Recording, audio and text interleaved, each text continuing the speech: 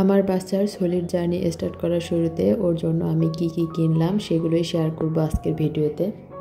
6 মাসের বাচ্চাকে যেহেতু কাঁচা ফলমূল দেওয়া যাবে না, সব কিছু স্টিম করে দিতে হবে, সেজন্য আমি ওর খাবার রান্না করার জন্য একটা ছোট আর কি যেটাকে মিনি কুকার বলে সেটা কিনেছি। আর খাবার আমি ম্যাশ করে খাওয়াবো, ব্লেন্ড করে খাওয়াবো না, সেজন্য একটা ম্যাশ বাটি কিনেছি যাতে সহজেই খাবারগুলো ম্যাশ করতে পারি। চাইলে এই কাজটা হাত, ডাল ঘুটনি বা গ্লাসের তলা দিয়েও করা যায়, কিন্তু ম্যাশ বাটি হলে কি হয় সহজেই করা যায় আর নির্দিষ্ট একটা পাত্রের মধ্যে করা যায়। আর এই স্পুনগুলো নিয়েছি, এগুলো সিলিকনের, এখানে 2টা স্পুন আছে, একটা ছোট একটা একটু বড়।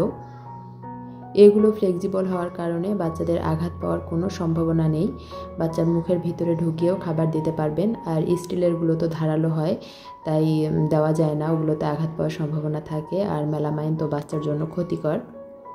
চামচগুলো কিনতে আমার কয়েকদিন দেরি হয়ে গিয়েছে, তাই প্রথম 2-1 দিন আমি মেলামাইনে খাইয়েছি। আর মিনি কুকারটা যেহেতু ননস্টিক, ওটাতে রান্না করার জন্য একটা সিলিকনের স্পুন নিয়েছি। ওটা যেহেতু ছোট সাইজে মিনি কুকারটা, তাই ছোট পাত্রে রান্না করার জন্য ছোট স্পুন।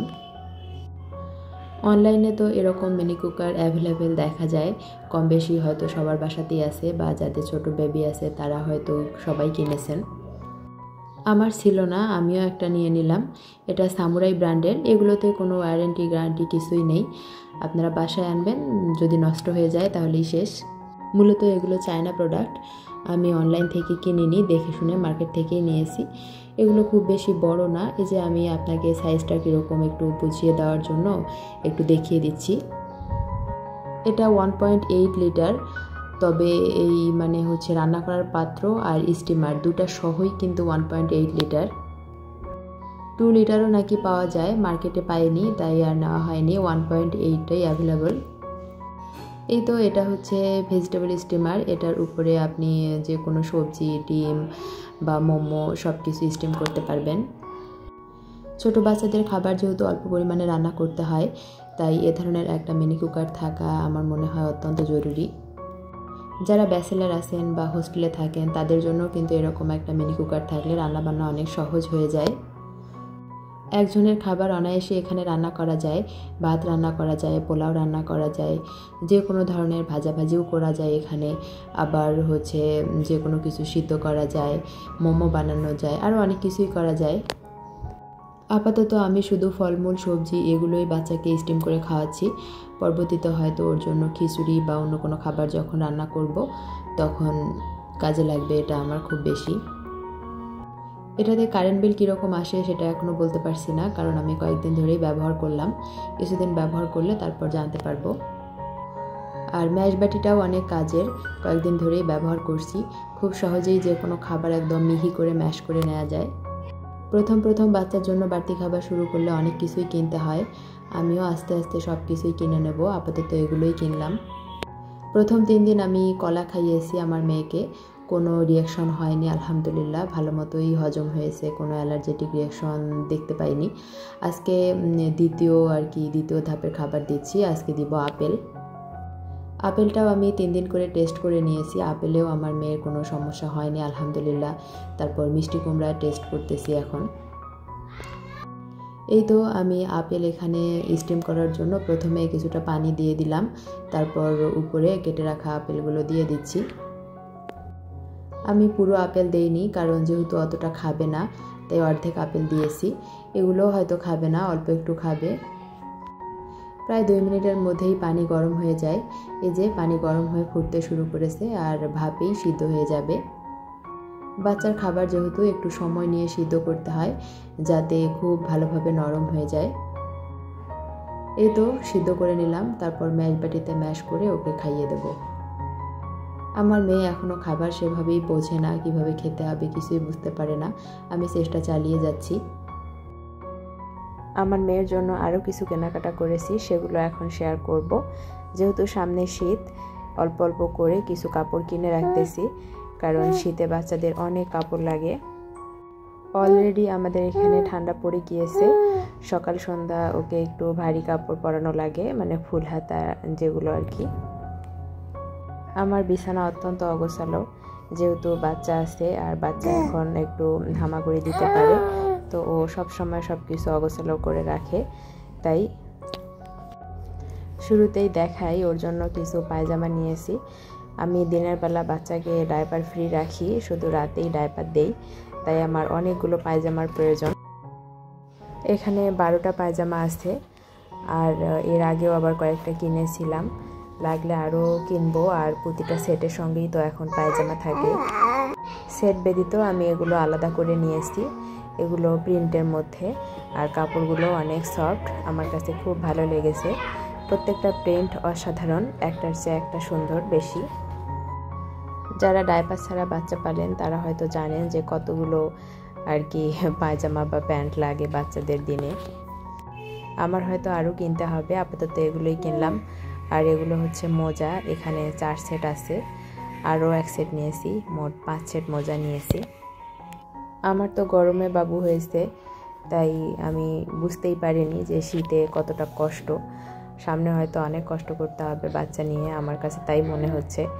কারণ শীতে যত কাপড় চোপড় লাগে, আবার রোদও ওঠে না, এগুলো শুকাতেও চায় না, আবার অল্পতেই বাচ্চার ঠান্ডা লেগে যাওয়ার ভয়। এখন কিছু সেট দেখাই, এগুলো একটু ভারীর মধ্যে, ফ্রক সিস্টেম। এগুলোতে পায়জামা সহই আছে সেট করা। আর এটা হচ্ছে ফুল হাতা কোটি সিস্টেম, এটাতেও পায়জামা আছে। এগুলো নিয়েছি, এখন যেহেতু ঠান্ডা কম, এখন এগুলো পরাবো।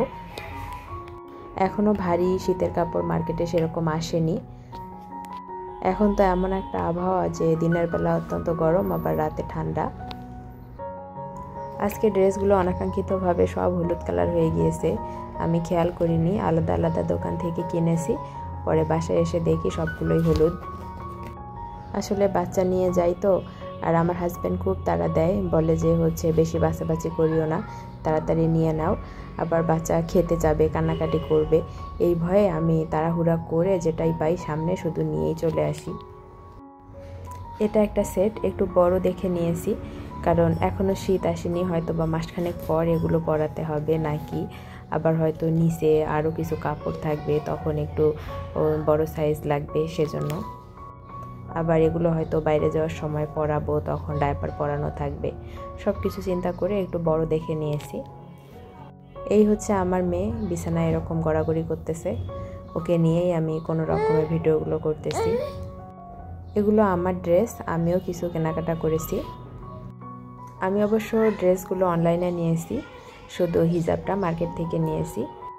এটাকে হিজাব বলে নাকি খিমার বলে আমি সঠিক জানি না, তবে আমি তো হিজাবই বলি। এগুলোকে হয়তো হিজাবই বলে, রেডি হিজাব হয়তো, কারণ খিমারে তো নিচের অংশ থাকে, এটাতে নিচের অংশ নেই, শুধু উপরের অংশটা। ঝটপট বাইরে যাওয়ার জন্য এগুলো অত্যন্ত উপকারী, কারণ হিজাব পিন দিয়ে সেট করতে অনেক সময় লাগে, যেগুলো হচ্ছে ওড়নার মতো হিজাব। আর এগুলো রেডি থাকার কারণে চট করে হচ্ছে পরে বাইরে যাওয়া যায়। তাছাড়াও এগুলো বড় হওয়ার কারণে বাচ্চাকে ব্রেস্ট ফিডিং করাতে কোনো অসুবিধা হয় না বাইরে। আর এগুলো কুর্তি, এগুলোকে ম্যাটারনিটি কুর্তি বলে। আমি এগুলো অনলাইনে একটা পেজ থেকে নিয়েছি। বেবি হওয়ার পর মেয়েদের বডি শেপ হয়তো চেঞ্জ হয়ে যায়, আগের কোনো ড্রেস গায়ে লাগতে চায় না, আমার তো তাই হয়েছে। তো এখন একটু ঢিলেঢালা পোশাক পরতেই স্বাচ্ছন্দ্য বোধ করি।